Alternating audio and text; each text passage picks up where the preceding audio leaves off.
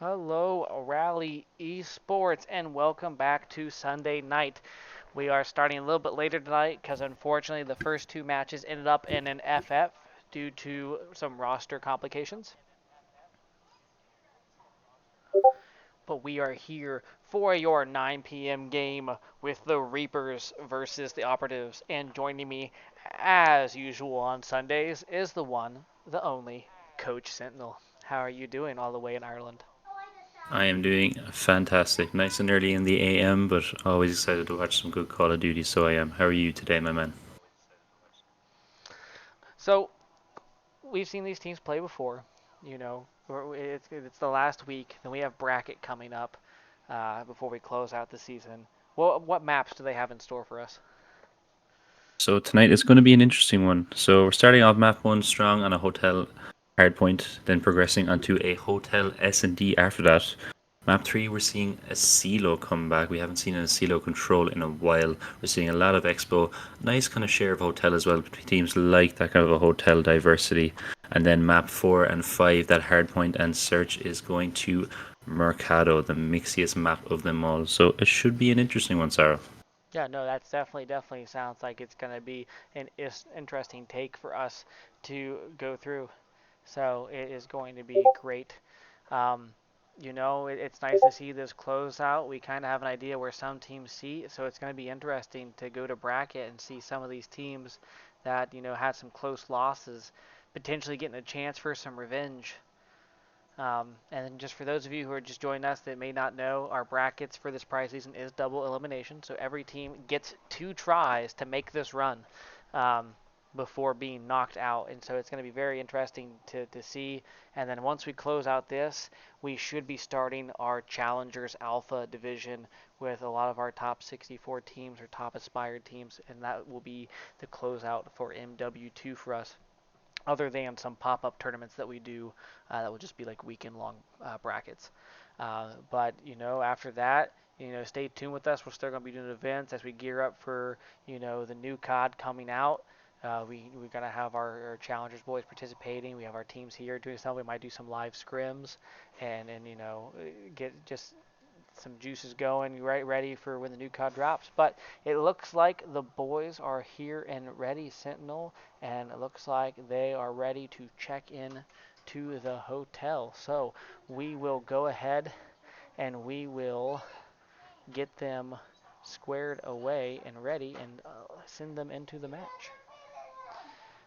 You guys are good to go.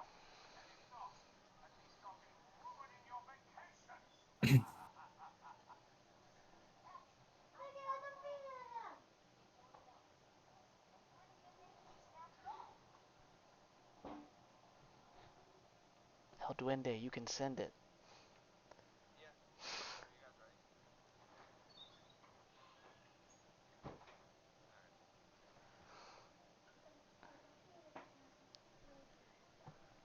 We love the suspense, but as we load into this map 1, it's going to be a very interesting one, folks. Thank you all for joining us. We're hope we're ready for some exciting Call of Duty. We see players now like El Duende. Last time I commentated now on a game, my man El Duende, and the chat told me to emphasize that name. Really popped off, and then coming up against a side like Operatives, it's gonna be an interesting one. So here we are, map 1 in the Breeberg copyrighted hotel. There we go. There's the right transition as we have the Reapers that's sitting 5-1 right now. Shadows Operative 1-5, looking to close out with another win as we get ready to go into the bracket play. And it looks like we are getting ready to go. So here we go, folks. So we see Reaper's going to be sitting in your red, and the Operative sitting in that lovely blue purple. I'm half colorblind, so I can't tell you, but Reapers picking up the first bit this time. Now you see Hubert now getting on time with Nerg as well. They're trying to push through for these P2 spawns, so Operatives now need to be able to read this. Street King picking off Duende, trying to rotate through that desk side. So we see now P2 spawns in firm grasp of the Operatives. Jumping, getting a two-piece there as he picks up Rooster and then El Duende getting jumping though for the trade as he takes back over the point for the last few seconds, and it looks like the Operatives are working to try to get set up for this P2 rotation. We see a heavy rotation through Shandy here now for the Reapers. They do have a huge kill from Zendris there on the street. He stops the progressive push, but there's one more player in Rooster left alive. Going to be a problem here in Red Door. Perp now trying to see if he can read this, but we see the rotation. If you look at that minimap, that player number 5 in El Duende is rotating through the spa side. He does pick up one, so they need to be aware now. They're being pinched. Huge trade out there now in desk. Can we see the Reapers breaking through? Unfortunately, gets pushed by 3 Reapers there. Not too much he could do.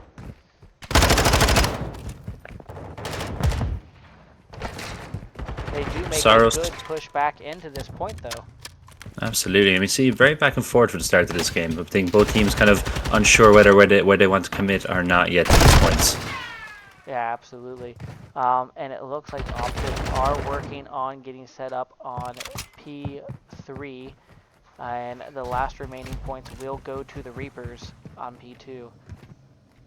But, you know, they do have one side door, one back, so they're looking to potentially brace this as a team. So it's going to be really key to how strong these players can win. Zeldris does pick up the back door, but unfortunately the side door falls. And Hubert gets 2, but he does get traded out by Street King, and then Perp also picks up Rooster, and Perp also picks up El Duende.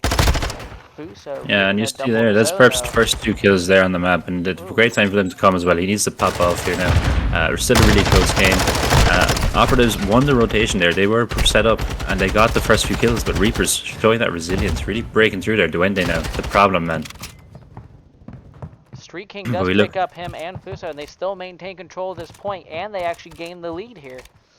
Absolutely, and we see there now the Reapers, they're actually going on the rotation here now. They've gotten control of spawn at first spot. They have 2 players on D1 and D2, and one player desk as well, but that player number 2 now in Perp trying to make the route. He is red, and read really well by Duende. He stops that rotation through, and we see now the rotation onto new P4 going to the side of the Reapers.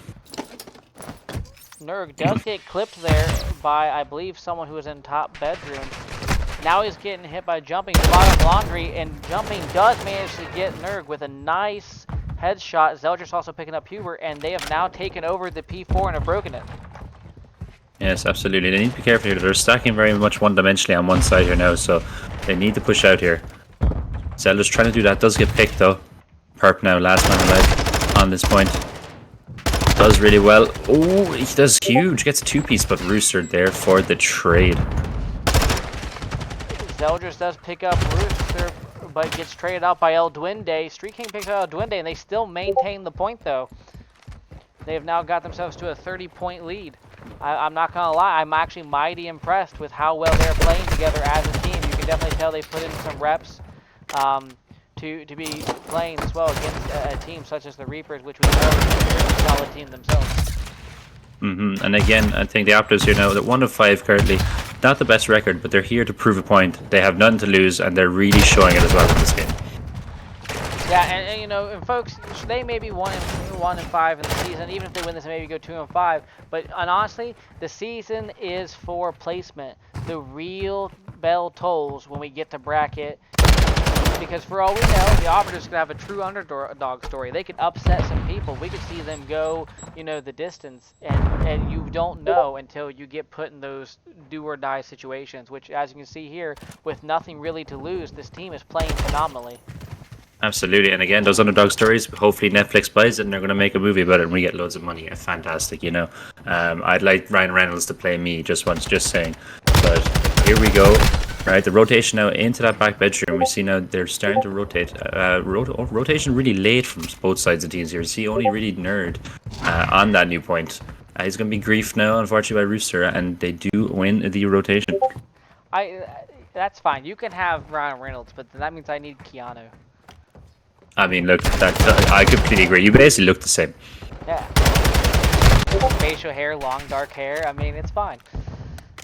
There we go. But we see here now, the Operatives just giving the Reapers no breathing room right now. Perp now really picking it up. It went from 0-5 to 8-11 right now. He's really picking it. Oh, and rips El Duende off the back heady as well. Fuso gets a Uh, double, but does get traded out by Zeldris. we see here 100-point deficit beside the Reapers. Not having the most fantastic start, but again, never a team that you can count out, Sarah. No, absolutely not a team you could count out. And honestly, if you look at the kills are pretty even. What it just comes down to is the Operatives are just managing to break and keep a hold of some points a little bit better.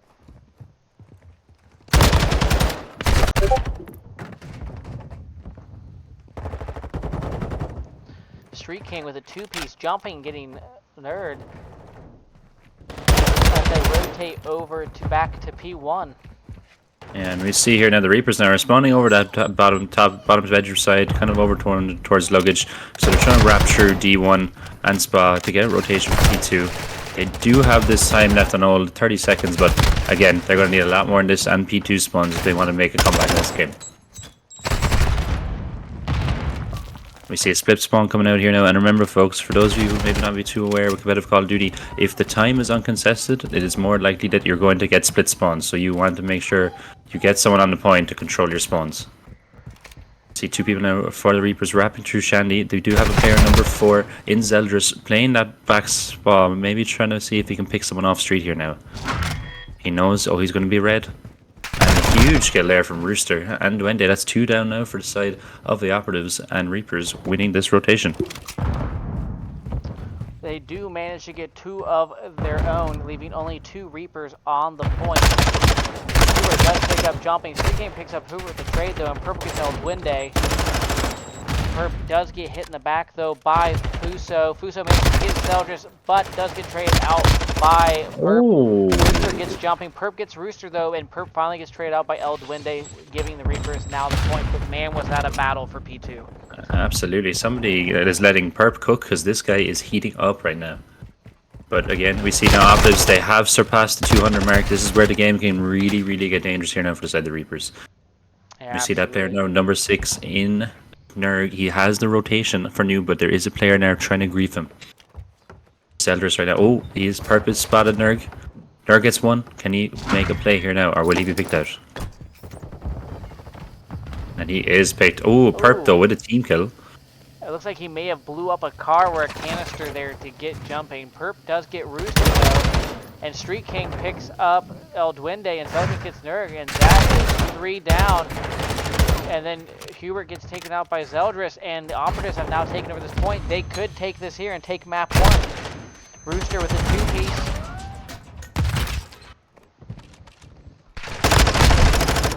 Zeldris picking up Hubert there as they go to rotate in. Nerg does make a kill there, but gets traded.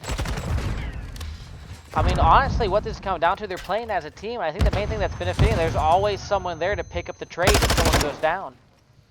Absolutely, absolutely. Again, Rooster here doing everything he can to prevent this game from ending. They cannot win it here, so it's going to go to the next rotation now, over towards Stools, and the Reapers already there. But like there, for an example, was a perfect example of what I was talking about. You had Zeldris in the point. Rooster gets one, but then gets traded, and Zeldris is there to pick it up to maintain those last seconds. And so it's like they always have each other's back. But right there, as I say that, though, the Reapers make a stand, and 4 Operatives do go down. Yeah, but again, look at the Reapers here now on the minimap. They're very compact right now. They need to play perfect. 249 to 152. They cannot let the Operatives breathe right now. No, they really can't, but it looks like the Operatives are going to move to set up on P5, knowing that they're going to have a hard time getting into this. So the Reapers are going to have to try to counteract that, because all they have to do is just be on the point when it transitions. Rooster does pick up jumping. Hubert picks up Zeldris. They need to get them off the point. Hubert gets Perp. They still have one more over there, though.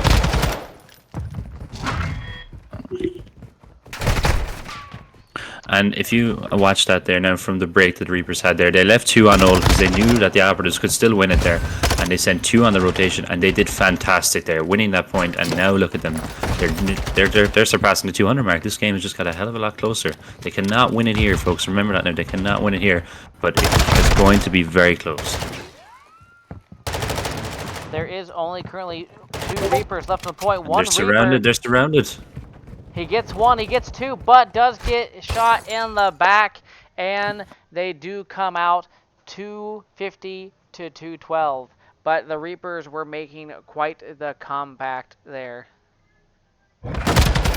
Yeah, absolutely. I mean, in the side of the offers there, you got to be happy with how consistent your performance was at the start of the match, but they really dropped off there towards the end. And a very interesting game of Hardpoint. We see there that just some stats for all of you following. And looking at rotations, um, the Reapers won 6 rotations, and the Operatives were one of 5. So the Reapers actually won more rotations, but just the Operatives breaking and holding hills just seemed a lot more smooth. Again, team play and their disposition of players across the map kind of held them. And again, as Saro said, the ability to get trades was huge there. So a really close game. And again, Reapers, as always, never giving up. Yeah, no, definitely. You're right. The Reapers did win a lot of those routes. So I'd say the only one they ever really lost was potentially the P2 a couple times, and then the Operatives did a really good job of maintaining that P3. But other than that, the Reapers usually held that rotation. It's just the Operatives did a good job of essentially kind of being that wedge to the Reaper's stump and just splitting it and making their way into the point each go around, and then just managed to kind of hold on to it once they got in. Absolutely, absolutely. And we see out of those 6 rotations that the Reapers won, they were broken immediately on 2 of them, which again, when the operatives win 5 rotations and break 2 of the Reapers' rotations, of course then they're going to come out victorious. So a really good map from the operatives to start off. But again, can they keep this going now? A hotel, a search and destroy, a really, really challenging search map, and you can use a variety of your arsenal here. See some teams choosing the sniper, some teams just choosing to run 2 tacks, maybe 3 vases if they're feeling really aggressive. But pacing here now and getting a pick is going to be really important.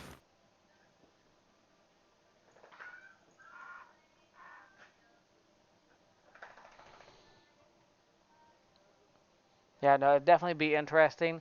I want to say that kill based wise, it was pretty even.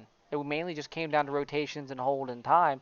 So the search and destroy, I'm going to say it's going to come down to whichever team plays the smarter, because both teams have the potential to have the gunny. You just have to make sure you don't play over aggressive and get yourself traded out or picked off, and make sure that what it really comes down to is if you put yourself in those gunfights to win your ones, and not put yourself your team down a man. As long as teams can play smart and hold and kind of play for that pick, and to get the plant down. And that's the other thing. A lot of times you see. I mean, I know you've seen it on yourself too. Some teams will just get so kill hungry they'll forget to plant. And honestly, Yeah, I planting can be that's the key. absolutely. I think that's the one detriment to playing hotel search, is that a lot of teams, both offensive or defense, are really focused on trying to get map control. Mainly, especially on offense, they're just trying to get that bedroom control side. They kind of just neglect the bomb, maybe over aggressively push, and suddenly then bomb is down in a really awkward position, and it makes the round almost unwinnable at times. That B point is underutilized as well from a lot of teams, just because they just don't feel confident pushing it when they want to just get bed control, because they're afraid that if they push B, they can be pushed from both sides of the map. And again, it's all about just setting up, getting control, and then covering the right angles. So it will be an interesting one for sure. Absolutely. And it looks like they are ready to go in. So you gentlemen are good to take us to the hotel. But I mean, like I said, both teams they both have good DNAs. We saw Purple make good plays. We've seen Jumping make good plays. Street King make good plays. But on the other side, we saw Rooster have a couple 3 pieces. Nerg have a couple 3 pieces. They both have slaying power on both sides. It's just going to be which team utilizes it smarter. Personally, when I when when I Absolutely. personally, when I play Search and Destroy, especially on this map, I like going for that first pick, maybe two, but then I like making sure I have the bomb down, because worst case scenario, if those other two manage to get the jump on you, and you go two down, and it's 2-2, at least you can play for time as well as kills, so as long as you keep it within that 7 seconds, you can still win the round, even if all your people go down. But if you don't have that planted, or you don't plant it early enough, I mean, it could be bad, and you can see a winning situation turn poorly real quick. Absolutely, and again, you're back with us now at the map 2 hotel. Thank you for checking back in, and we see the side of the operatives here now on offense. Nerd being your bomb carrier, and we see here now a very passive setup here now from the side of the Reapers. We do get a pick on the Rooster, who was bottom bed, And he gets out Duende and as well on couches. this And is like, huge now. And see here now, what are the operatives going to do in regards to map control? Perp does push through. See that player number 1 in Zeldris doing fantastic work there, picking up the rotation. and now we have a lone Fuso on his own against 4 operatives. And like I said, they did exactly what I was telling about. You know, you want to go for that 2-man pick. You want to get that bomb down, because worst case scenario, Nerd becomes a superhero and starts, you know, taking you guys all out. You still have that time to go off of it. He kind of, you know, it kind of gives them that, oh, I need to hurry, which could lead to mistakes. Absolutely, and again, the worst thing you can do here now is give him separate 1v1s. He gets a 1v1 versus Perp, rips him, almost gets a separate 1v1 here against Street King, but again, very happy with their spacing and their team play now. They know they have bomb covered, and that is going to be round 1 going to the side of the operatives.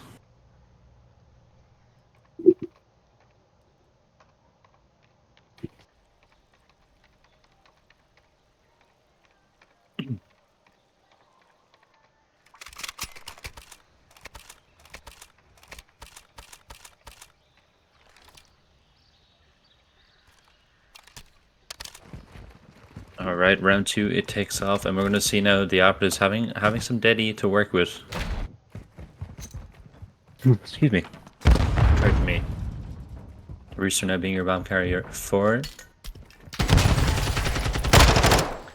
Great kill from Hoover there. Yeah, he got a great stun there around the corner and just managed to play to his advantage. They do get the bomb down, and it is 3-on-3 right now.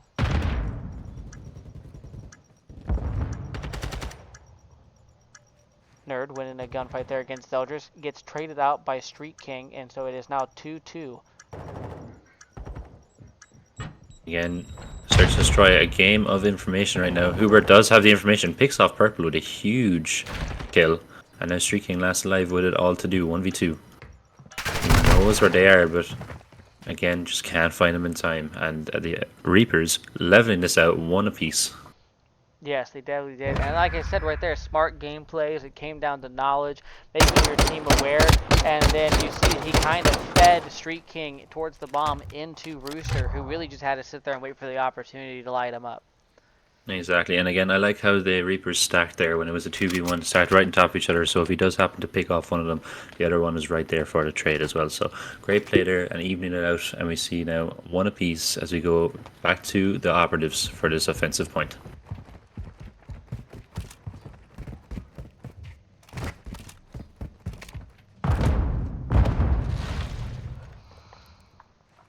See here now, the Reapers playing a lot more passive this time on this defense. They don't want to give up that first blood again. So Operatives trying to make a decision now. Nerd going to go for the plant. Will he get picked here now from Nerd? He does get the plant down. And it looks like Nurg is going to let him move.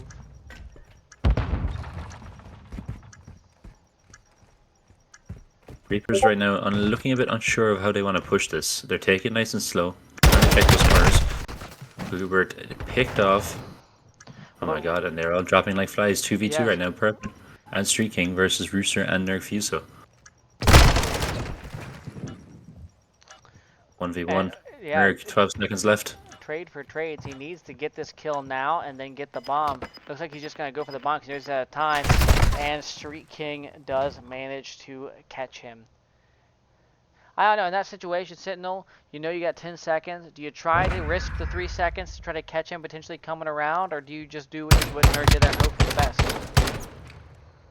I think, yeah, in that situation, you just have to hope for the best there because if he wastes any more time trying to look for him and it drags him away from the bomb, even if he gets the kill, that extra second or two is going to take him to get from that position to the bomb. Means he's probably missed that mark for the fuse. So you have to stick it. Maybe you should just stick to the extra second or two earlier. Might have been able to read the push, but again, good play there from the operatives, playing the time well, and they now go up 2-1.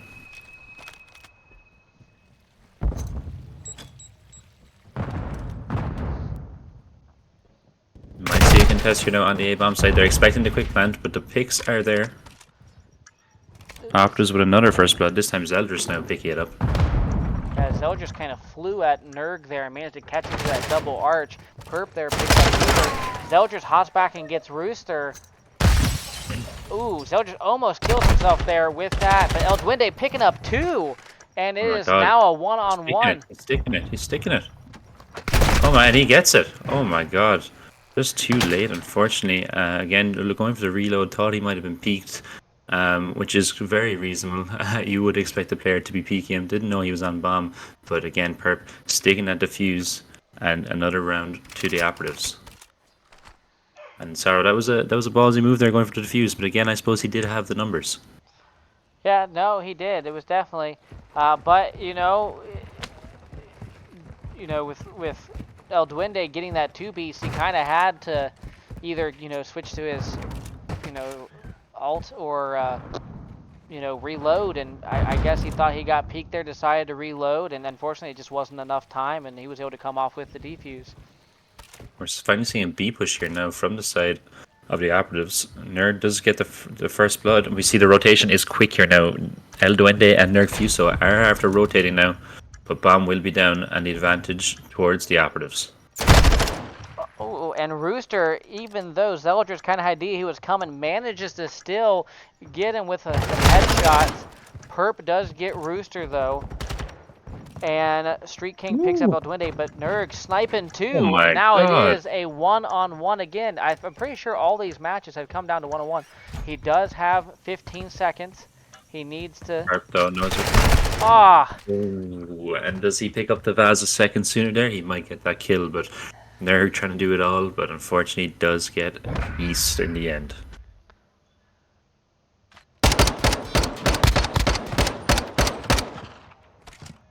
Perp is like, you're not going to shoot back? Okay, thank you very much.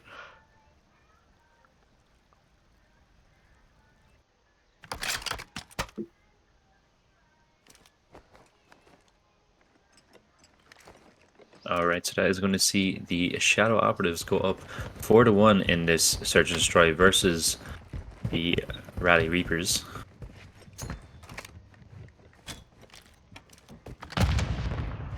Brewster, now your bomb carrier. They're going to look to get this bomb down early now towards A. Will Zeldris is reading this. He knows that there's someone on bomb. Good shots coming down range. Oh, Zeldris gets picked this time. Hubert picks him up.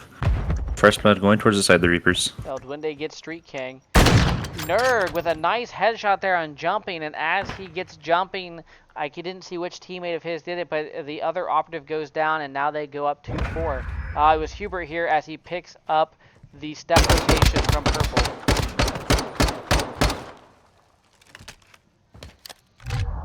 And a nice swift round there from the Reapers, because they are after losing 3 rounds in a row right now. So there might be the turning point they need here. They need to keep this pressure on, and they might need to try and prevent this early plant as well, because it's been detrimental to them so far. Jumping being your bomb carrier once again. Going through. We see Nerg Fuso has that sniper out again, trying to make some work of it. They aren't going to push the aggressive bomb plant. They're just trying to get some map positioning right now. We do see a player push through though. Oh, Nerg with the wrong weapon of choice there to try and pick that up. Yeah, Nerg, unfortunately, it's not like he did get a shot off. He just, unfortunately, didn't make a connection there. And, when you're that close to the Vaz usually wins. Zeldris picking up El Duende there. Hubert, seeing where he was, it looks like he might be chasing him. Hubert is trying to make the read here. He knows they're rotating, but still pushing that direction. The rotation fantastic here now, but we see both players beside the Reapers over towards that A site. So it's going to be a 2v2 retake here now if they get that bomb down in B. And surely by now the Reapers know that this bomb is not going towards A. We see it now. They're finally rotating. Player number 5 in Hubert going through Shandy, while player number 6 in Rooster is rotating back parking. So you know you have 45 seconds here. I'd say they need to push this as a team, one through the back, one through the front, and they need to just make sure they hit this at the same time. If they give them any little bit of break in between where they could, pick one off and still turn the other one, it could be a bad turning point. You see one go down. Now's the time. This might be He perfect needs to timing call here. it Look out at to this his pinch. teammate. Two of them, look at them, and that's a fantastic timing there for the side of the Reapers. Great wins from Rooster there. And Hubert doing really well in Freezer as well, and it gets them 4-3 now, closing that gap a small bit, and a really good retake from the Reapers.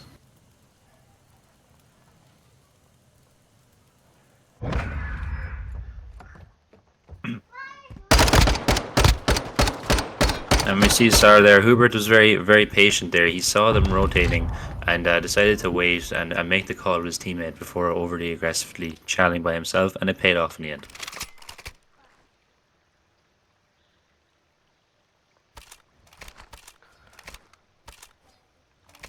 So that is now going to be 4-3, still in favor of the Operatives, but Reapers are looking a lot better now than they did in the first 2 rounds of this game. Rooster carrying your bomb. Like a chick with an egg.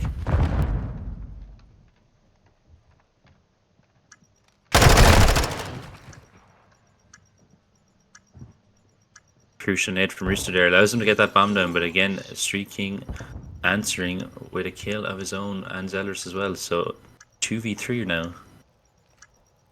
But again, the time ticking down. Rooster sees Perp.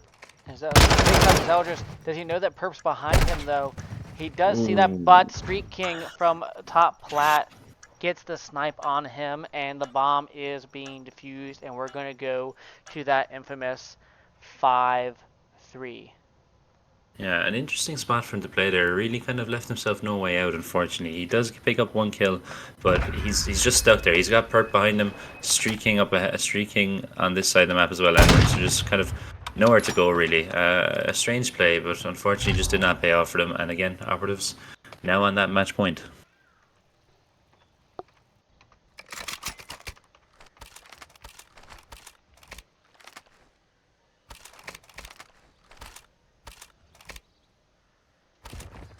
Reapers here now with a huge defensive round to play. Are the Operatives? They look like they're going to try and stick this quick A again. Yes, they are. They're pushing progressively quick. Rooster now, one of the only men over here to try and do anything about it. He does pick up 1. Fantastic kill.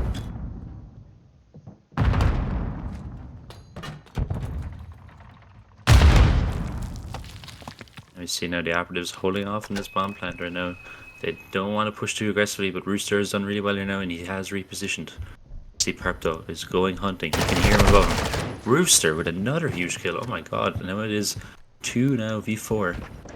The Bomb bomb gone down. does Rooster go knows down, he's pushed through. and jumping does pick up Rooster. Street King getting hit there by Nerg. Huge kill from El Duende there. Street Takes the King problematic player out of the occasion. Street King manages to snipe Nerg, but Street King is on his own. It is 2 against 1, and they are defusing, so he needs to do something. He misses his shot on the bomb, and it goes down, and now we are looking at 5-4. I don't know about you there, Sarah, but I was watching Street King's POV there in that last gunfight, and I thought he hit him in the shoulder there. It looked very close.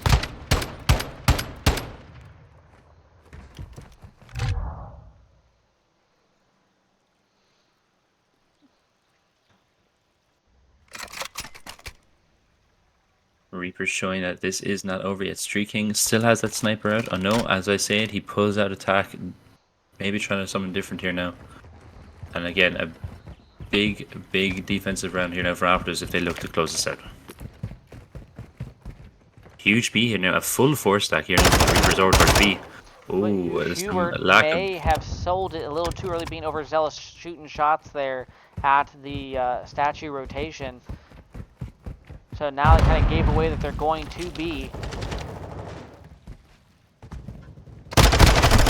Perp picks up here there in the double arches.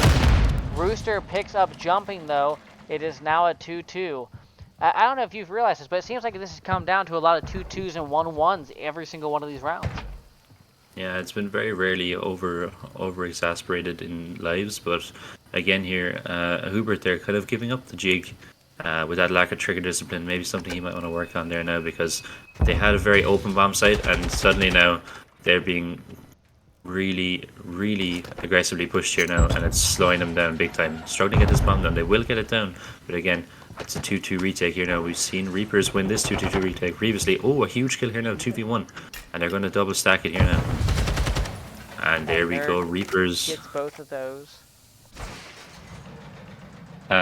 What seemed like a very promising start to the round with a full 4 stack versus 1 on that B side turned very mixy there, Sorrow, in the blink of an eye. And it got real mixy, but Nerd managed to pick up the one from side door and then manages to get back and capitalize on Rooster's stun and pick the one freezer.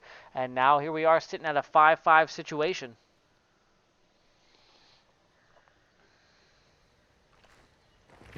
Yes, we love to see it. At round 11, we see the Operatives on offense. Can they clutch it up, or will the Reefers be able to defend this title and win the S&D? Good stun checks going out now. Teams just playing for information right now. Reapers pretty much aware that they don't really know that anyone's over towards B, so really trying to watch that A site. That player number 7 in El Duende just trying to watch the mid map. Number 8 now in Nerg trying to push up. Zeldris will hear him. It's a huge killer from Zeldris.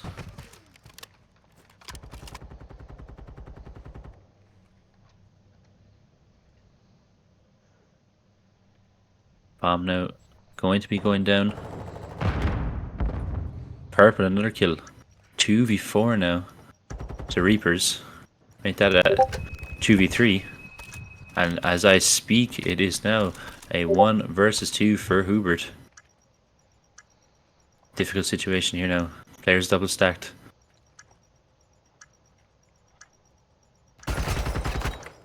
Gets one. Will you know the second player's here? He's been spotted. Zeldris hunting him down, and Zeldris putting the nail in the coffin, folks. He saw him cross. He's just a little bit patient, let him get a little bit farther away, and just stepped around the corner and essentially caught him with his pants down. With his pants down, indeed, that was a fantastic game of Search overall.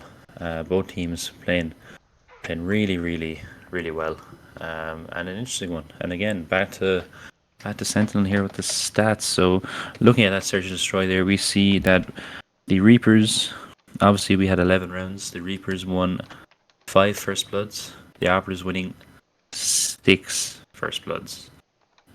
So again, showing there that for how crucial the First Bloods were overall in regards to winning that game. Out of the 6 that the Operatives won, they won all 6 of those rounds.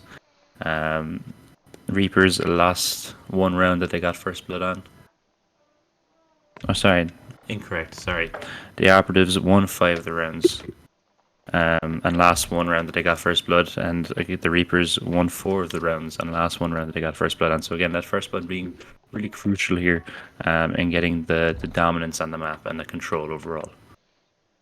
Yeah, absolutely. But we've also seen First Blood, play in the opposite direction. When people get that First Blood, they get a little kill hungry and overzealous, and they put themselves into a situation that puts them either evened up or down the player themselves if they push too far. Absolutely, absolutely. And again, the Search can be a game of runs, and we saw the Operatives go on a nice run, but again, Reapers just returned that run back, closing the game down. And it was very close to the end. Again, all brought down to a 1v1. But again, just the patience paying off there. A bit of a veteran play, just taking his time and waiting for the, as you said, overzealous movement coming through from Hubert. And again, shooting him in the back, closing that game out. And that takes now 2-0 in favor of the Operatives, which again, look, I'll put my hand up. I was not expecting the Operatives playing a lot better than I expected.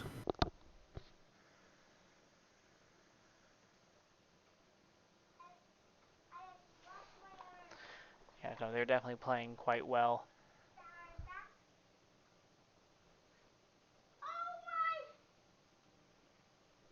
So with that, we will be making a switch up and checking out of the hotel, and we will be going to a lovely El Asilo control for map 3. And again, here now, the Operatives are up 2-0.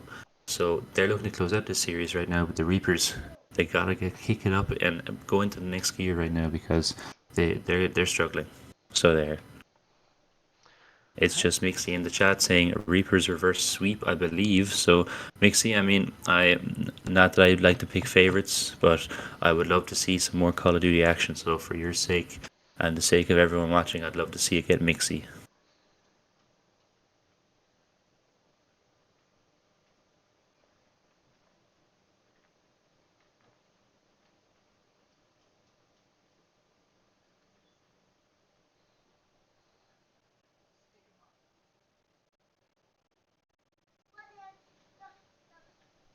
All right, and it looks like they are all set up. You are good to, I guess it would help if I was over here so this would actually work. You are good to start the control.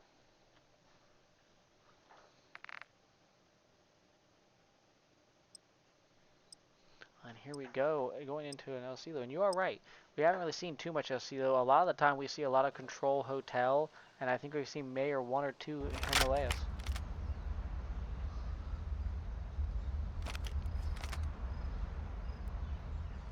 The Himamath kind of teams really have to figure it out a lot now. They like to kind of the easy tack play, I suppose, in that and that one maybe aggressive and brave sub player. But again, Asilo now, a really interesting control map. I personally love it. It's one of my favorites.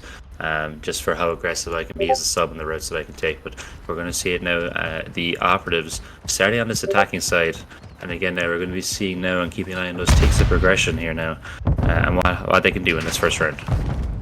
Jumping, I think, got spotted by Nurg. Mm-hmm. Gets purple, Zeldris gets Hubert, and Nurg did see jumping and does get him down over on A, and he also picks up Street King as well as El Duende gets Zeldris. Yes, and that's a clean wipe there straight away for the side of the Operatives. Jumping with a little bit of a wall play there, getting El Duende, Zeldris getting Hubert, but Rooster coming with a double, getting Perp and Zeldris, and then to get traded out by Street King. Nurg right now proving very difficult to kill here over on this radio side. Trying to hold down A as much as possible, but jumping and does he finally get him. Out on top there. I'm not gonna lie, I thought that Nurg had him pinned down, but you know, a little bit of patience, playing his life, and he managed to come out on top in a kind of a situation that was against him. Perp somehow accidentally stabs Street King. Rooster gets taken and gets Eldritch there, and he also gets jumping, but he is on his last leg. But it looks like he's getting a little bit of help there from Nurg. Nurg gets traded out by Street King. Rooster gets Perp, and Perp manages to kill another teammate. Rooster now is on a 5, and not only did he prevent that first take of progression onto A, he also basically wiped the slate clean with A. So again now, the Operatives now with absolutely nothing to show, and only 13 lives left now. 22-13, this is a bloodbath right now, and the Reapers are in charge of it. And with that, Rooster did pick up 1. He's now on a 7 streak, and he does get his cruise there. And I'm sorry, 8. No, he didn't get that. That one has already been taken from him. And Purple does end his streak as they are starting to cap B now. But he was on a roll. Hubert gets 1, but gets traded by jumping.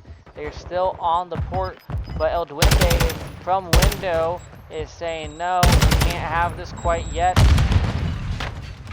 Zeldris snaking for his life, does Kobe the nade and get a kill, but again, 0.4 of a second left, and there we have it, the Reapers dominating that first round in a storming fashion and taking it 1-0 in this control. And again, this is what we need to see from the Reapers. They've been starting off slow, maybe not playing like themselves, they've been kind of second guessing themselves a small bit, but you see there Hubert with that final kill, stopping the Operatives from capping that B point.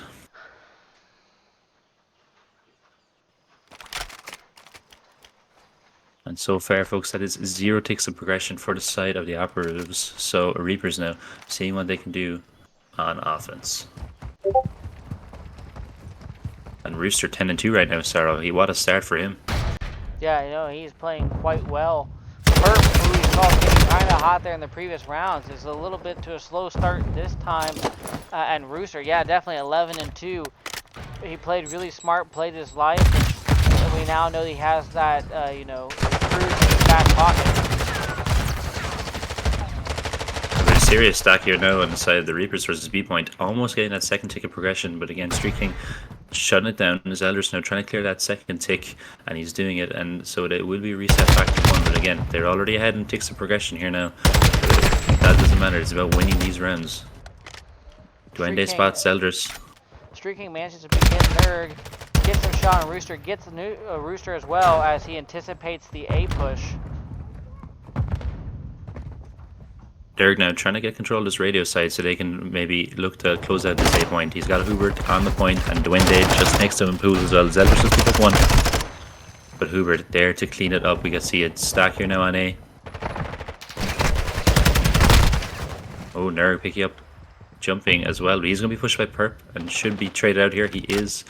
And again, still only 1 tick of progression here now for this side of the Reapers. Lies all even, but they only have 25 seconds to make some magic happen.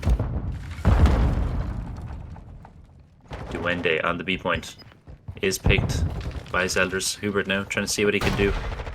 Does get 1. Is being chased immediately though and is picked. Hurt, huge 2-piece there. 15 seconds left.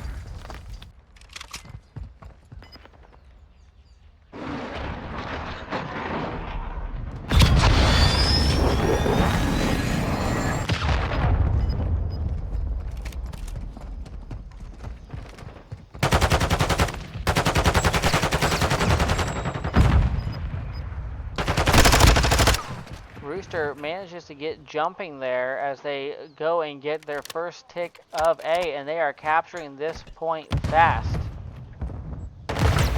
2 ticks now down. 3 ticks cleared, and now they have another minute to work with to get the last 2 ticks on B, but Perp with a triple kill there. Yeah, Rooster choosing to use that cruise very early on, finds nothing forward, but if anything it was a distraction. I think Operatives took their side eye off the A point and suddenly we see a cap there. 40 seconds now to get these 2 ticks of progression. Rooster does hear Street King and does pick him up. Now he can push through. Nerd in the back being the last line of defense does pick up Nerg Fiso. Rooster right now after taking some shots, but he's doing so well. He's on a tear, 16 and 7 right now, and he gets another one. 8 lives left now, 8 versus 7. This is going to be down to the wire. Getting second tick of progression is after starting. Yeah, and they are definitely stacking on this, and these ticks are going quick. But Zeldris comes up behind and clears them off, and that is 4 down. No, 3 down. There's still 1 more in Nerg as he gets jumping, but he is not on the point. He's going to have to make a play, but unfortunately Perp gets him. Rooster gets Zeldris. They're going to need to get someone's foot on the point. And it looks like this might...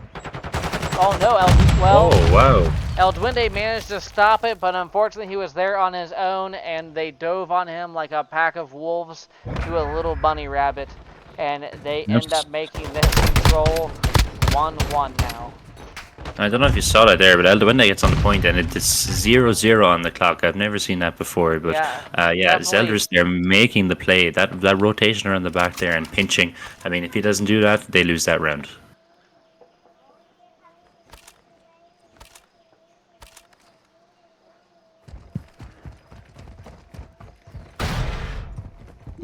Yeah, definitely a buzzer beater for sure. That is the first time I've ever seen us stop a 0-0. Usually the game says, sorry about your luck, be a second earlier. But, I mean, that's definitely a moment to capture. Hubert gets 1, but gets traded by Perp. Street King gets Rooster, but gets traded out by El Duende as they're fighting for this A point. Jumping gets El Duende, but gets traded by Nerg. I think Perp may have realized he was up there, but did not see that he was actually on the other wall and gets traded by Nerg as well as they clear the A point. The Street King gets one coming out. Zeldris gets the other as they leave. Jumping gets Hubert with a knife, and El Duende is the last one alive, but all four have spawned B, giving the Operatives a great chance here to make progress on A. Yeah, absolutely. The Reapers are looking a bit lost in the sauce. But again, Operatives showing now that form that they had in these first two matches. Double stacking this A point. They're going to get that third ticket progression now, unless Hubert has anything to say about it. Does pick up one with a nade. But Nerd again with the knife. Shish kebabbing his way through the points. And that's going to be 3 ticks now on A finished for the Operatives. At this point, we're going to have to start calling Nerd Chef. Yeah. I knew I recognized him. He was in that movie Ratatouille. Yeah. See now, 20 lives now just in favor of the Reapers, but not by much. And again, a minute 27 to work with here now to capture the speed point. They slow it down here now. They're over pushing a small, but getting a bit too aggressive and getting picked. That player number 5 now being a real problem. El Duende is all the way by back green and sitting back soccer. Sanders picks one. It does pick him, the problematic player, but oh, huge kill from Rooster there. And Zelda's answering back as well, getting Rooster. Now they can progress up the map. Number 6 now in Nerg, the only player to left to do something about it, does get picked immediately. By jumping, El Duende gets jumping in return, and Perp with another team kill. I want to say it's his third or fourth just on this map alone. It's definitely a second on this map, and we had one in the previous map as well, so maybe he needs to check himself a little bit there. But that take a progression on B is going to be prevented. 40 seconds left here now, and we see that the Operatives are down in lives. Perfect now, trying to see what you can do. Nerg being the last line of defense here, still alive.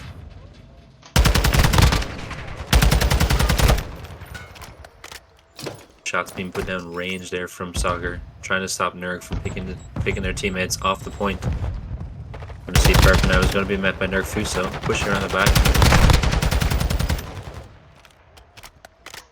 One tick of progression on B now, the second tick is prevented, and we see Rooster now wiping that tick as well. 20 seconds left, 8 lives to 12 Operatives. Double pushing here now, Street King trying to push up. Duende in the window. Gets 2, is traded, but again, so much to do here now for the Operatives. Perp sees Hubert. Knows he's there. But again, they need to get on the point. They need to get on the point here now. Yeah, I'm not gonna lie, Street King there kind of checking that back area. He really should have just sat on point to make some progression to kind of capitalize on that, but it took a little bit long to get on there and just letting that time tick away. And so by the time Nerd did get on there, the second he got pulled off, it was done. Yeah, a tough run there, a lot closer, definitely, for both sides, but again, we see the Reapers taking that round and going up 2-1 here now in this control. I see Rooster there now, 24 and 15. He is frying.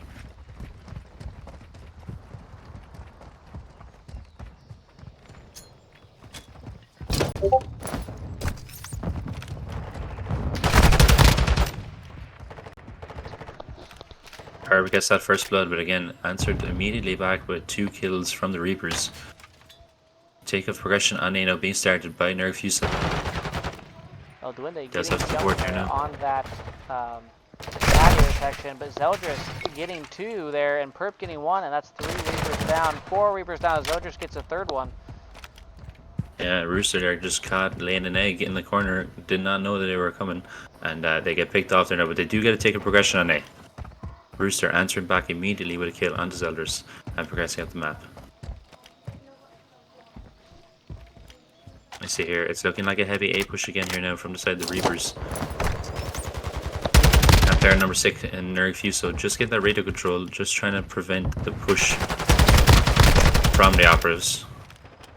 Rooster right now, dangerous man in the back. Picks up Zeldris, gets the trade, and we could see the second ticket progression here now being finished before any of the players from the Operatives get there. There it is. That third tick is stack, and they're going to be a stack here as well. If the Operatives don't move, this is going to go ahead and be completed. Will they give it up and just pay for Herb? Sticks his head in, decides I want to stop it, but then pulls out immediately and does unfortunately get killed for that indecisiveness.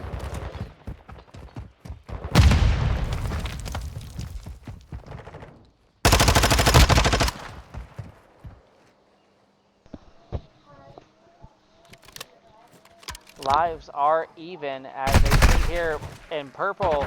I don't know if he just couldn't see El Duende there in that top left window, but El Duende definitely punished him for peeking. Still Yes, lives all going. square now.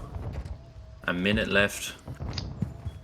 And again, Reapers here now trying to close out this game and reclaim the series that they are so far behind in right now.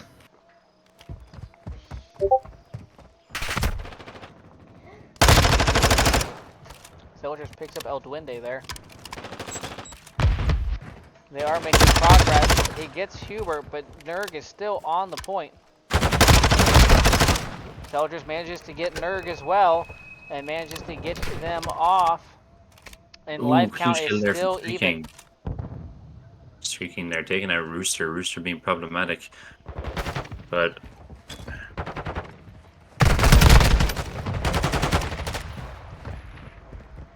Nerg picking up Street King with a crate. Rooster getting jumping. Hubert getting perp, and that's 3 down. Now it's the time to try to stack that. Zeldris manages to pick up Rooster, but El Duende gets Zeldris. Perp gets El Duende. They still have 2 on point as they work on their third tick. There goes down 1, but he gets traded. And jumping gets that, and there's still 1 more on. They need to make this push, but Hubert still keeping it alive. He does finally get traded, and they're now lowering the push, but Zeldris gets taken off, and they're back on it.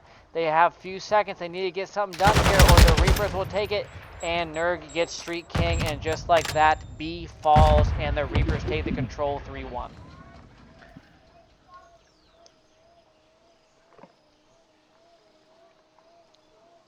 I will definitely say that the Operatives gave it a hell of a try there. It came down to just mere seconds on the rounds that they lost. It just they had issues with going 3 down and giving the Reapers time to capitalize on stacking the points. yes, absolutely. There we see again the Reapers. They're playing well, but that player in Eldris so many times, 3 times in a row, he made that rotation through soccer onto the B point while defending and shot the Reapers in the back. And again, Reapers not doing anything to prevent that. We see he nearly cost them that series again there with that big play. He does get picked in time, and they do have 1 remaining on point. But if that late rotation and that late spawn didn't come in for side the Reapers, Zeldris gets another 2-piece there and saves the game. So they do need to be cautious. They was close, but again, Reapers bringing them back into this series. Yep, absolutely. And now we're going into a hard point Mercado. And I mean, I don't know about you, Sentinel, but I know a lot of teams struggle on Mercado. They're either playing it and it's one of their preferred maps, or it's a map that the team would prefer to avoid. Yeah, absolutely. The thing with Mercado is that you're always focused, as well as Hardpoint anyway. You're really focusing on your spawn points there. The split spawns in Mercado are quite frantic, so it can really end up having teams pinch you because you aren't controlling spawns. So it's not so much I need to control the spawn for my team and where we're going to spawn up. It's more so dictating where the other team is going to spawn. You want them spawning in certain parts of the map so that they can feed in to where you've positioned your teammates to get these kills. We see there a lot of teams pushing too progressively when they go over towards that barbershop hill, maybe pushing up too far, sending teams split spawning over towards blue and then maybe mid map as well. So you're going to end up getting pinched regardless. So they just need to be careful with it. But Mercado, fantastic hardpoint map, really rotation heavy. And again, now if it's anything like the first hardpoint we've seen, both teams are going to be eager to get these rotations. Yeah, absolutely.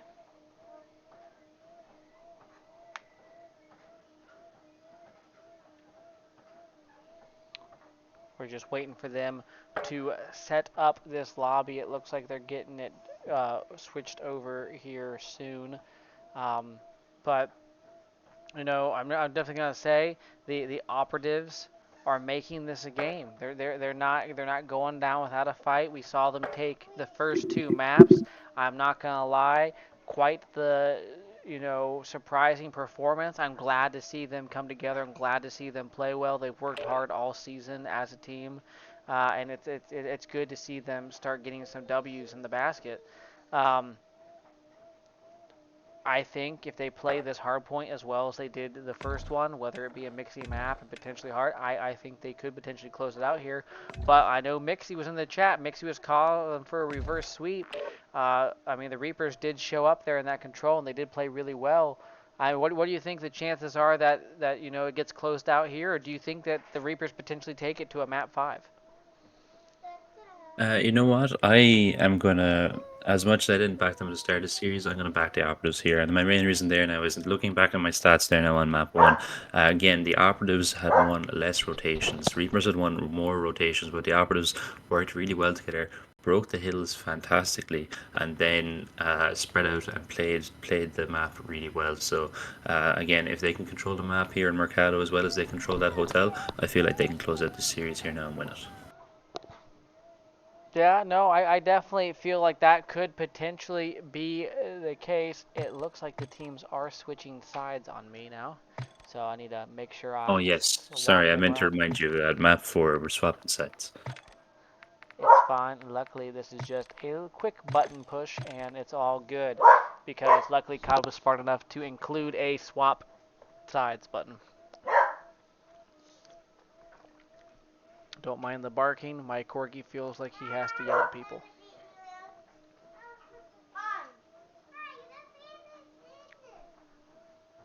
They saying the Reaper's gonna be coming different.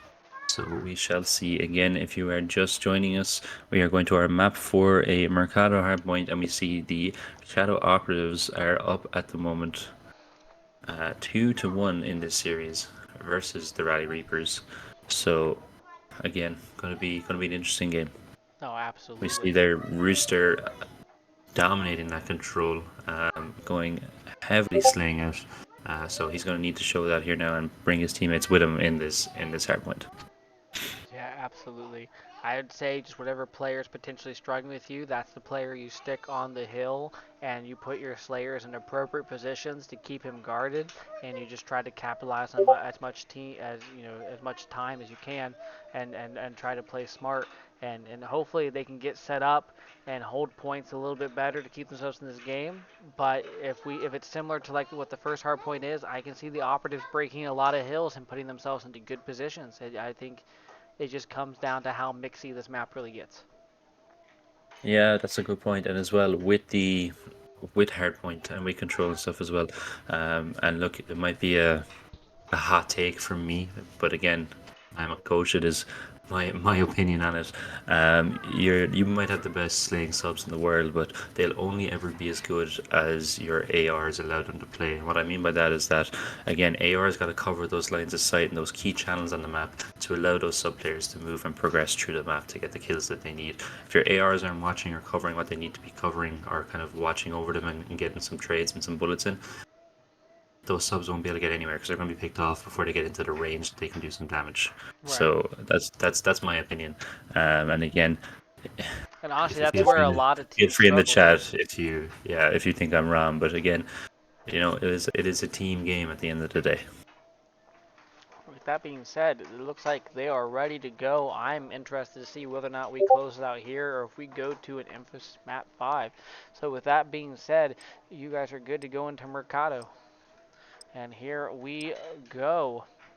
I'm not gonna lie. I mean, I'm kind of in between with Mercado. I have some times where I enjoy Mercado. I play it well, but I would definitely say it really depends on who I'm playing with. If I'm playing with a solid team and I know that if I'm playing sub and I can trust my ARs to allow me to progress through the map, then I have a good time with it. Or vice versa. If I'm an AR and I have reliable slaying subs and I can just focus on covering what I need to cover, I enjoy it. But if you kind of get kind of a pub type match where your people kind of just do their own thing, it can be a very annoying nightmare. Absolutely. And here we go, folks. Reapers here now with a lot of work to do, trying to prevent the Operatives from closing down this series. Nerg getting the team kill on Rooster, allowing Perp to stay in the hill.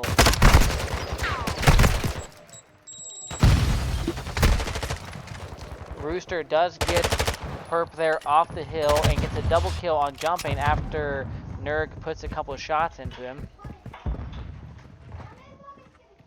And it looks like they're working on getting E2 secured, but Nerg is not one to let them have it. But he does get traded out by Perp. Hubert gets Zeldris, Eldwinde gets Street King, and Hubert gets Perp. And they now have control of P2, and they were on P1 there for a little bit, but it looks like the Operatives are going to go ahead and close it out to bring this back to a somewhat even game. But, oh wait, why did the Reapers come off that point? Oh, Hubert still gets a double kill there. Reapers trying to control more so the spawns there and trying to prevent the push, but again, like I said before in that first hard point, if the side is uncontested, you will get split spawns, and those split spawns proving detrimental here now for the side of the Reapers. Or the Operatives even. I forgot the sides change colors. Yes. But it is going very back and forth. There's now only one Reaper left, but he does get jumping. Perp is trying to heal up here. It looks like they're just going to allow that hill to go, and they're going to make their way over to P3 to try to capitalize on this hill. Yeah, and the Reapers, they're getting the majority of that time on that P2, and we see here now Operatives are set up on P3. Street King now picking off Nerg. Rooster now left here now to make a difference. And that is 4 down, giving them 3 on point. Now they need to get set up to hold them. Perp seeing Hubert, but can't make a connection because he also saw Nerg coming through that garbage gate. Luckily he played his life. He manages to pick up Nerg there, but Eldwinde comes through the other door along with Hubert, and down goes Perp and Zeldris. Hubert also gets jumping, and now the Reapers have gained control of this P3.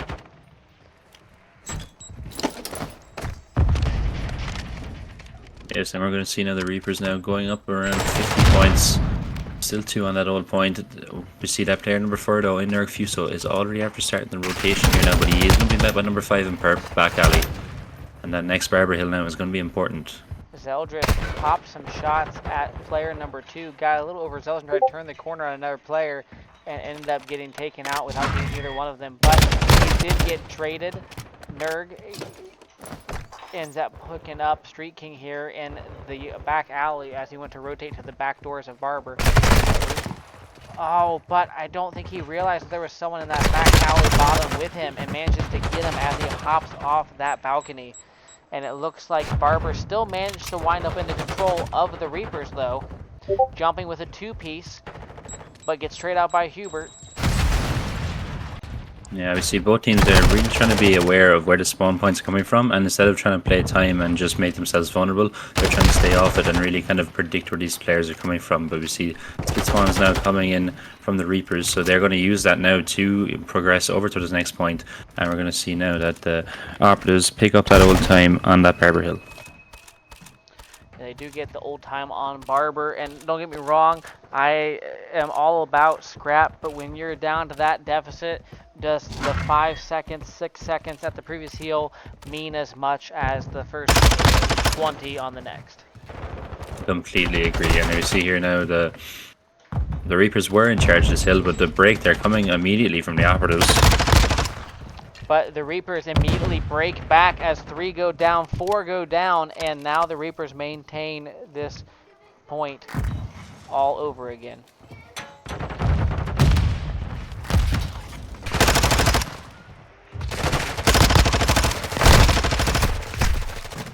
But they break, Zeldris gets 2 of his own, and they break this hill back.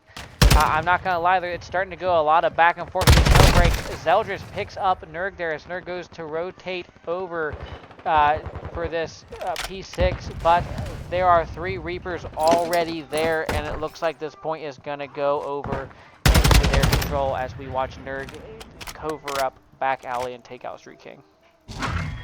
Yes, absolutely. And this is the one thing you got to be careful of here now when you're playing hardpoint control, etc. Is when you're starting to spawn up in different times and you're split spawning and small, but they start to turn into TDM where they're just spawning up and they're just sprinting right towards an objective or players one by one, and that's why it's going so back and forth because they don't have the support there to get these trades. Ooh, Nerg almost kills himself there with a. Oh, he got shot. It almost seemed like he almost killed himself with his own grenade as he bounced it off the ceiling of that canopy. But Oh, Hubert Hubert there with a huge. good double kill there, coming through that back door.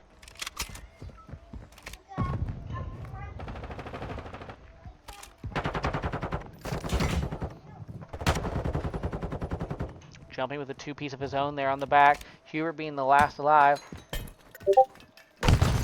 Again, though, jumping now, looking to try and maybe contest his hold there with only 10 seconds left. Is there a point? Focus needs, the emphasis here needs to be on the new hill, and we see now the operatives are in control. They do have two players there. Great pick from Perp there. They had Nerd in mid, but he gets taken out from the black gate.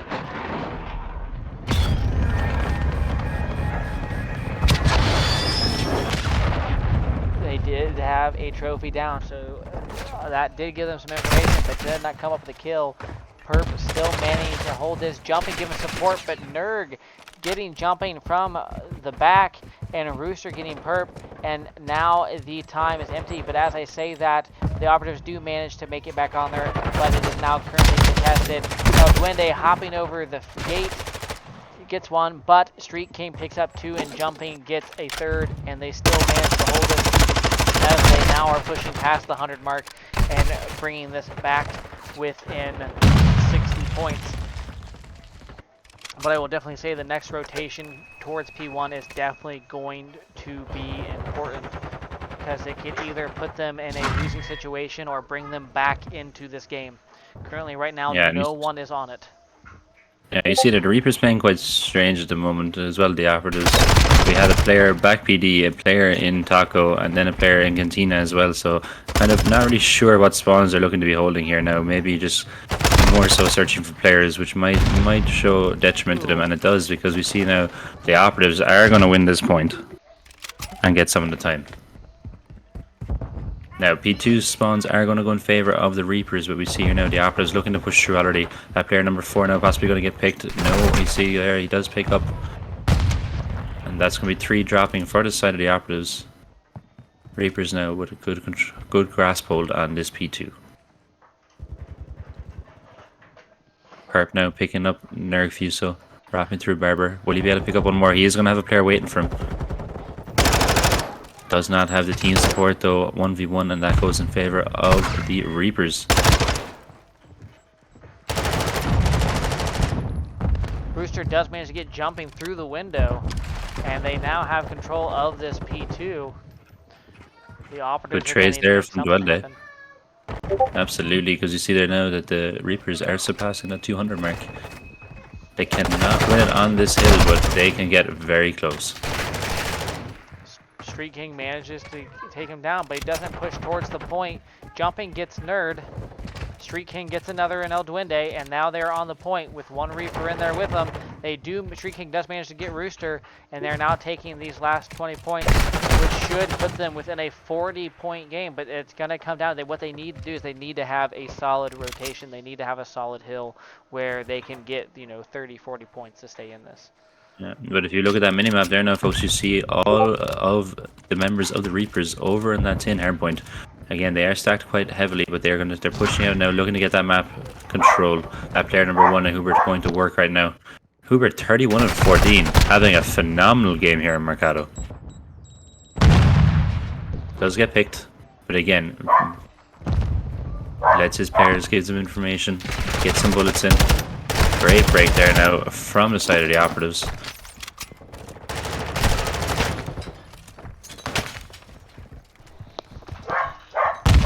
And it looks like the operatives do manage to get on.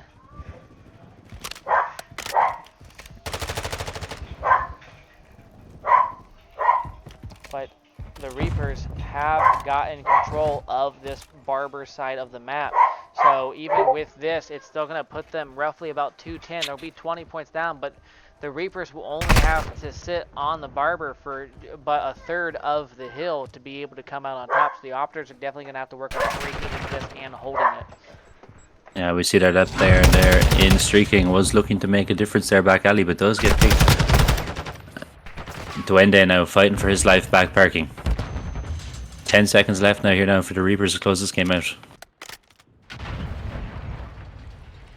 And with that, folks, it looks like no one from the side of the Operatives is going to be any bit close to get the hill, and this game is going to go to the Reapers. Reapers showing up there, Duende popping off in that Mercado and taking it 250 to 208. Yeah, and with that being said, we are now at a map count of 2-2, and we'll be coming back to Mercado for an S&D, which we did watch the last S&D. The last S&D went to round 11. It was 6-5, and quite the nail biter. How do you think it's going to be go? Do you think the Reapers are kind of gaining momentum here? Do you think they could potentially capitalize on this in that S&D, or do you think the Operatives are going to collect themselves and get back into the game? I think it's going to be a tough one. I think players like El Duende there now, if they have really fast pacing, so I mean, if they're able to use that pacing to their advantage and maybe get the jump on the Operatives, then they might be able to take this map. But again, when you look like players like Nerd, Jumpy Nerd, he's a lovely S&D player. He plays the game and reads it really well, and he's going to be trying to control his pacing, maybe slow it down, get a pick, and then go from there. So it's a battle. It's fire versus water right now, and it's just about who can quench you at the moment. Yeah, But does again, the fire turn the water into steam, or does the water put the fire out? Honestly, it really just depends on those type of situations. Are you working with a glass of water? Do you have a few gallons, or is you messing with a match or a forest fire? It just really comes down to what intensity each side brings going into this map. absolutely. And we look back there on that map for there, we see in regards to rotations one, the Reapers there, they won 7 rotations. Overall, the Operatives won 4. So Reapers again quite dominant on winning the rotations. The Operatives did happen to win 7, break 7 hills that they did not win the rotations on. But the Reapers did also break back 5 times as well. So Reapers, although they got broken a nice bit, they won the majority of the rotations again. But this time, unlike the hotel, they were able to hold it out, which is great. Right.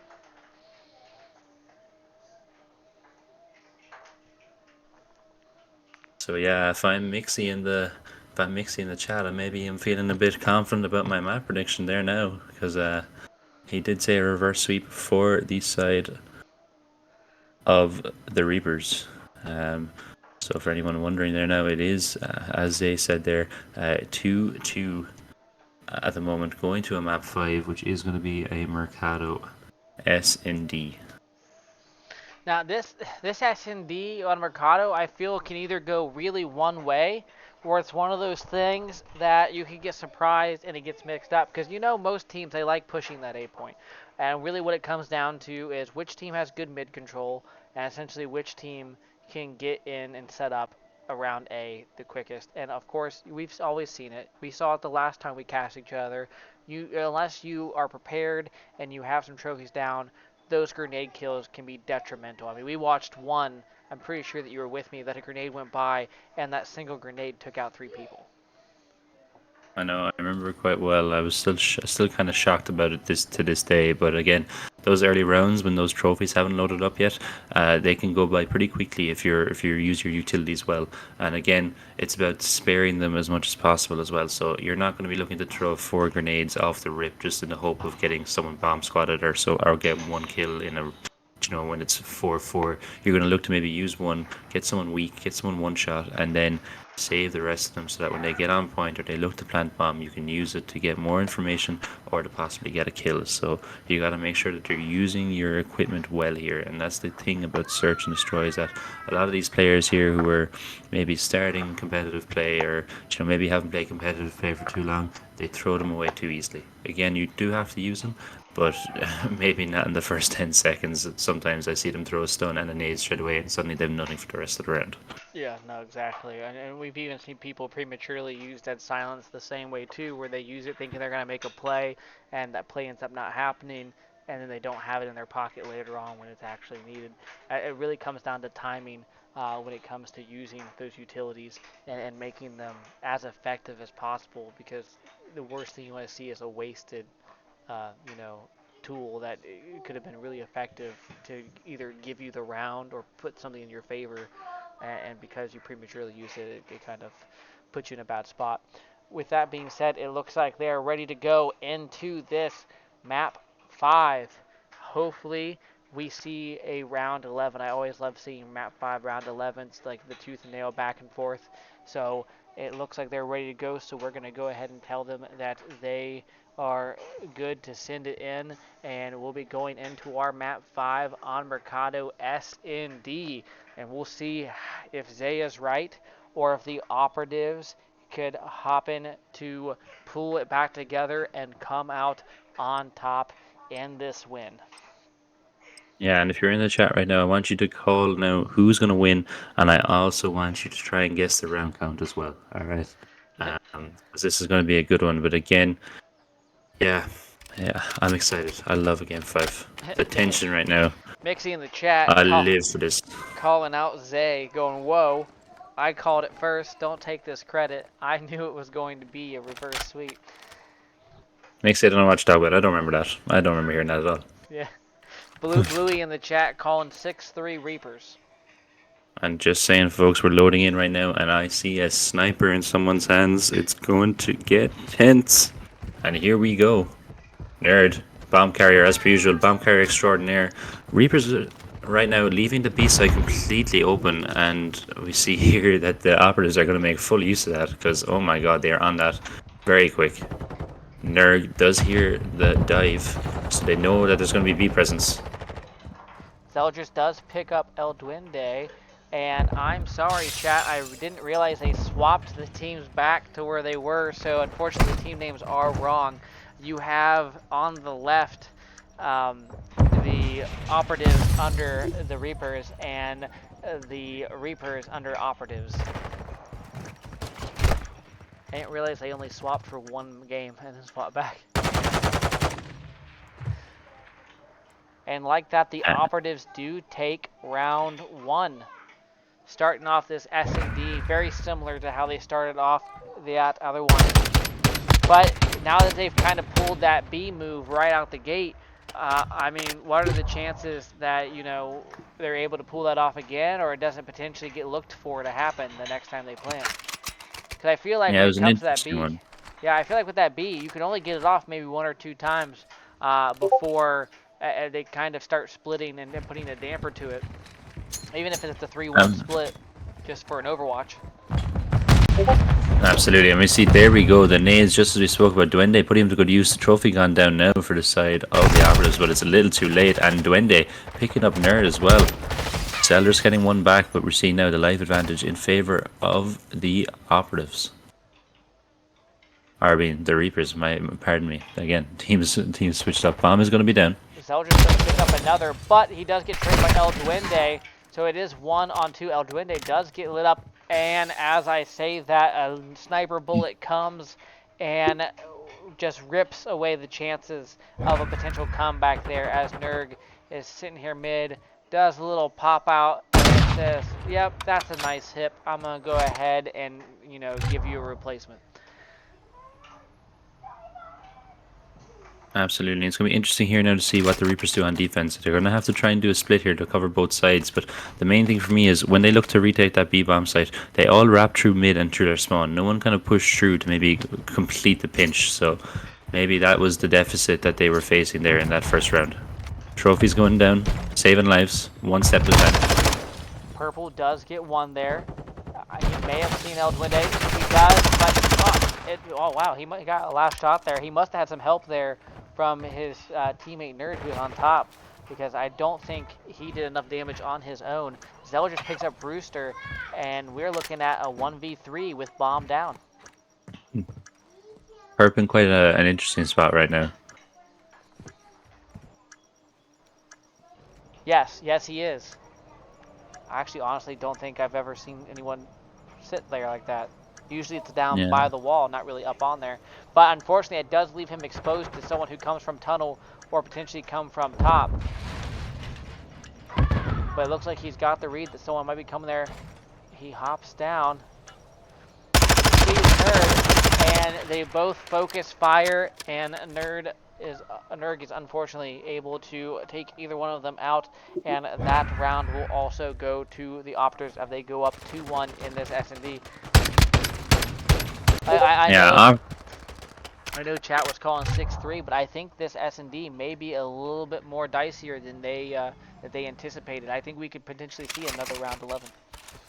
yeah. Well, with how confident the Operatives are looking right now on those offensive rounds, I think it's going to be 6-4 to the Operatives right now. They're looking really strong, really confident, really demanding these bomb sites, and kind of forcing the Reapers to make the mistakes here, which is huge. But obviously, those Hubert first blood gets though one, going in favor of the gets Reapers. two, and Wende gets one, and that's 4 down real quick. Ooh. And the Reapers come back and say, hey, we're not done. We're just going to go ahead and take this here. And they actually managed to kill all 4 before the bomb even managed to get finished planting. I think he just finished it right as the last guy died. Yeah, Duende 6-2 right now. There gets two dominant kills in that round. And we see tied up 2 apiece now. Again, looking very close. But here we see the Operatives back in offense again. What are they going to choose to do? It looks like they're going to push towards A again. We're still seeing a full 4 stack on A here from the side of the Reapers. They just don't want to give up this easy plant. I mean, with this heavy push, I definitely say this is the time they should have probably attempted B again. Hubert with the 2-piece there on Street King and on Zeldris. Hubert also getting jumping. Hubert doing this. If Hubert can get one more, he gets the 3-man himself, and he does. And right there is an ace for Hubert as he sits, on that A location. Yeah, going huge there. Absolutely. Herb had popped the Deddy, trying to see if he could hunt him down, so that means he's not going to have a next round, and it's exactly what the Reapers are hoping for here now. They're down in Deddy and down in rounds. That was definitely quite the round there from Hubert as he manages to take all 4 on his own. Yeah, we see Street King here for a guy who was very dominant in the last S&D, struggling to get going right now. We need to get him to pick it up here and help his team out. He Rooster absolutely being is. a bomb carrier. Yeah, but Rooster is also going 0-3 right now as well, which we saw him, play quite well in that previous control. Jumping gets Rooster. Street King did notice Hubert up in the window, calls it out to Nerg, and Nerg manages to finish him off. There is another up and top if they can manage to push this through in El Duende, which I think they know that he's out there. They haven't quite pinpointed where he's gone off to. Street King sees a trophy, so he knows he's in that top stairwell. Zelderson jumping right now, literally just pinning him in that building. They don't really care about the second player. They just want to prevent him from escaping as much as possible. Zelder's still to split the pick. So El Duende is the last alive in that top corner. So honestly, all they really have to do is just sit here and hold it and not be overzealous. He is making moves of trying to coax him out. And that was actually a smart play. He coaxed him out, and then he saw Zeldris. He tried to chase Zeldris, and Street King managed to push back to get him as he went to go after his teammate. So a little bait and switch there. Yeah. Actually, Zeldris got him himself. Yes, absolutely. Great teamwork there. Now Zeldris diving back in behind the wall, letting Street King jump out, drags the ADS across, and then Zeldris able to finish him off. So that ties it up 3 apiece here now. So for the Reaper prediction to be correct, the Reapers are going to have to win out these next 3 rounds.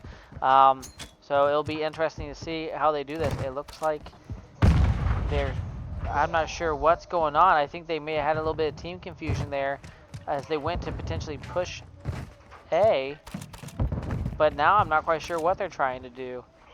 I think they just threw multiple nades at A to see if they could bait it out, and now they're going to rotate towards B here now. This is an interesting one. We see that player done in 3 in Zeldris sitting back at it, just waiting for that full wrap.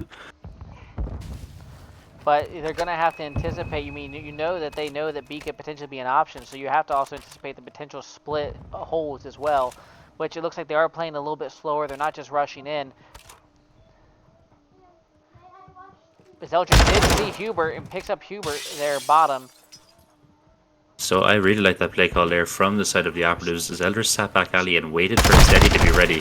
Streak King Nearly gets a manages to second, but snipe. Rooster. Uh, Streak King snipes El Duende, but Rooster does manage to get Zeldris there. Streak King gets Rooster, and Nerg ends up getting jumping. It's now a 2-on-1. The bomb is down there, but you have 13 seconds. Do you want to sit there and try to push, or do you want to plant? Like, you don't want to sit here and waste precious time. They got 7 seconds left. You have to have at least 5 to plant. It looks like he's going to go ahead and start now. Nerg expecting it. He ran out of time because he took too long trying to chase Nerd, and like that, they hand the round over to him as he plays his life. I mean, I get it. You have 2 up. If you have the bomb, let your teammate chase. Don't chase with him. Get down, get the bomb planted, and then play time and set up. I mean, honestly, there he just kind of threw the round away.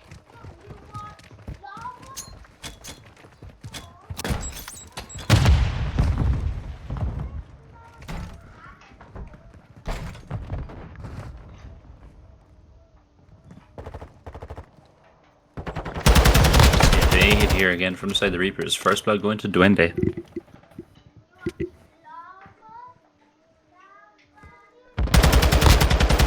Oh, Nerd pick up a huge kill in the mid-map, puts away the snipe for the Vaz, and puts it to good use as well. We see that side control now fully going to the favour of the Reapers and getting that bomb down. 2v4 here now with a lot of work to do. Hubert picks up Oof. Street King, and so that leaves Zeldris on his own. Zeldris does pick up Hubert and get that trade, but that long push is anticipated as they see the buy go down, and if I'm not mistaken, I want to say that was potentially El Duende covering that window. No, it was Rooster actually on the bottom there, picking them up with the Vaz, which, I mean, honestly, that's some good solid shots to kill someone with a Vaz that far away.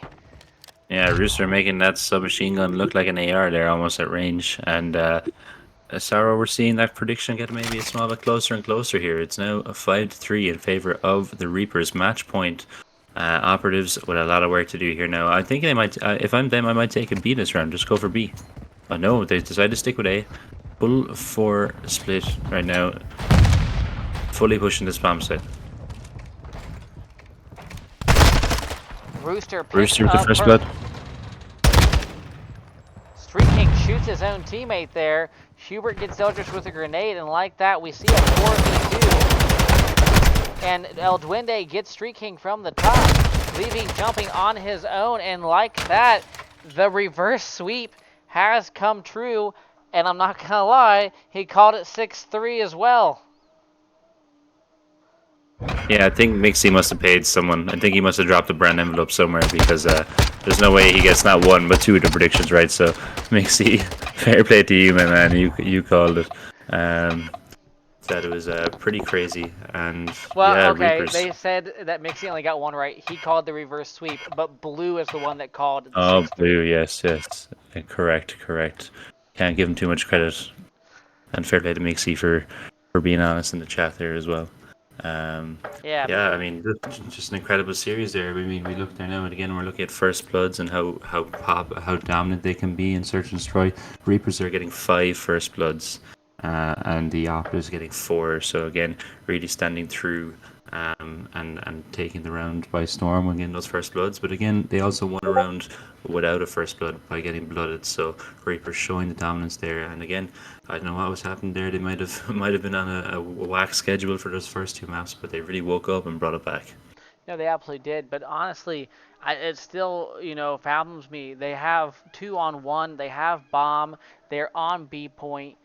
The Operatives, instead of getting one of them to put the bomb down and the other one to find out where Nerg was, they both chase him and then go back to plant. But unfortunately, you have to have 5 seconds to plant. He hits it like 4.9, and we just watched Hmm. the round get handed to the Reapers, just due to bad time management. I I mean, I get you really want to push for that kill because you feel if you can get it that ends the round the easiest way there than potentially getting caught trying to plant. But when you're going against a veteran player like Nerg, he's not going to put himself in a situation to allow himself to be taken out in that 1v2. He's going to play his life. He's going to make you have to try to plant and then work on picking you off as you try to get set up. Because, I mean, he's a seasoned vet. We know that he's not going to, over chow or jump the gun. He's very level headed, and you see that with how he coaches his players. So, with that being said, you kind of have to think how he might play and just try to go for the objective. Um, because I mean, he's not going to put himself in a bad situation to be 1v2'd. Yeah, well, look, it's a tough scenario again, right? If that player's watching the wrong angle and he gets a pick on the player who's planting, because again, they know they need to plant. He knows they need to plant with such little time left. You're nearly always guaranteed, nearly always. I do say nearly always because this was the exception, but you're nearly always guaranteed that one player is sticking that plant while the other one's watching, providing overwatch. If they're watching the wrong angle or if they look away at the wrong time, you are able to pick that player off the bomb who's planting, hopefully prevent the plant and then get away with your life. And suddenly, then that last player is stuck. He doesn't have time to plant. He doesn't have time to come chase you down because you've gotten away with your life and you win the round regardless. So I think that's what they were kind of hoping would happen. They Well, decided not to plant in the hope that he would peek and try and get them off bomb. But unfortunately, like you said, look, he played it very smart. He made the main thing there really is he wasn't indecisive. He made a decision, he stuck with it, and it paid off for him. right. I mean, I guess you are right. I mean, that is a good way to try to go off of that to see if he potentially peaks.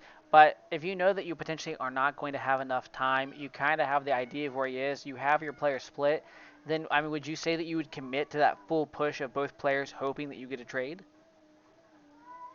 No, for me, I have to commit to planting a bomb there. I would have to. Again, it's like what we spoke about in the first S&D as well, where we were do we chase the guy down or do we try and stick the plant? If you go for the chase and you make a wrong route, again, there's so many possibilities of where he could be hiding, what angle he's watching.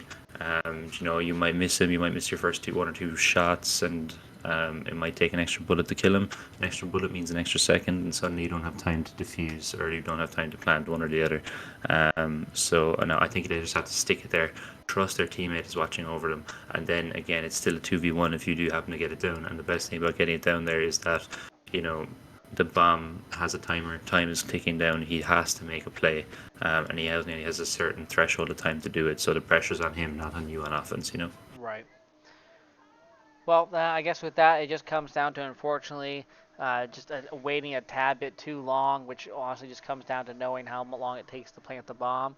Um, I get to playing for the pick, but in the end, it is what it is. Both teams played very well. We saw really good maps 1 and 2 out of the operatives. We saw the Reapers get their fires blazing, get back into the game. We saw the reverse sweep come to fruition. But every round was a close round. They were definitely nail biters. There was no blowouts by any means, and it was a great match from both teams. Absolutely. So, congratulations to the Reapers showing the resilience there and taking that series 3-2 operatives. It was hard fought, unlucky. I think they can definitely leave this with their heads held high. They put in a blinder of a performance, and just unfortunately, just wasn't their day. So again, back to the drawing board, back to watching some VOD, and just putting the head down and going from there. Yeah, absolutely. But hey, like we said, this is the end of their season play. We have our bracket coming up, so the operatives could very well get their chance at redemption going against the Reapers again in bracket or meeting them, or potentially we see them going against, another team. Who's to tell? But they are not out of this. They still have a chance, and underdog stories or true fairy tales do happen. We've all seen it, and so only time will tell. So it'll be very interesting to see how this bracket plays out coming in the next week. Absolutely. But with that being said, that is going to be all from us here tonight from Rally. We hope you enjoyed the game. We're sorry again, the first two have been in FFs, but again, these roster changes and stuff do happen. Make sure that you're keeping an eye on the socials. Make sure you're keeping an eye on the Discord. We are going to be starting this Bravo bracket. Charlie bracket, and then most importantly, that Alpha bracket's coming up soon as well, and we have some really really exciting teams taking part there, and it's going to be some fantastic Call of Duty to kind of put a close on what a long and hard fought season this was. Absolutely. But hey, do not go anywhere yet. We will be raiding into a member of Rally who has just recently started streaming because they have a PC now. So please stick with us, help us show them some love, and welcome them to our community. And with that being said, I am going to put us at the ending soon, and we're going to go show this lovely member some love.